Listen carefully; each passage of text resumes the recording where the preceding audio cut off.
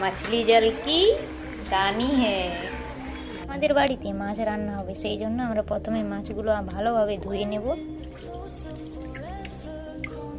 আমাদের মাছ ধোয়া এখন কমপ্লিট হয়ে গেছে। এগুলোর উপরে আমরা এখন পরিমাণ মতো নুন, অল্পখানি সরষের তেল আমরা ম্যাগনেট করে 10 মিনিটের জন্য রেখে দেবো।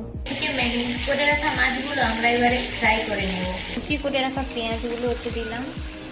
পেঁয়াজগুলো লাল হয়ে গেছে, এবারে আমরা ওতে আদা রসুন এবং লঙ্কা বাটা দিয়ে দিলাম। আমরা দিয়ে দেবো হলুদ, মিক্স মশলা, গরম মশলা, এরপর আমরা দিয়ে দেবো টমেটো কুচি।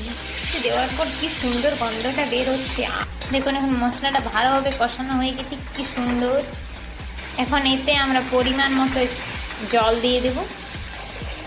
দেখুন কি সুন্দর টকবক করছে। ঝোলটা আমাদের ফুটতে শুরু হয়ে গেছে। এই গরমের দিনে আমাদের মাছগুলো খুব লাল হয়ে গেছে দেখুন এটাকে, সেই জন্য আমরা জলে এখন সাঁতার কাটাবো। চলো, এই গরমে পাতলা পাতলা মাছের ঝোল এবং ভাত দারুণ।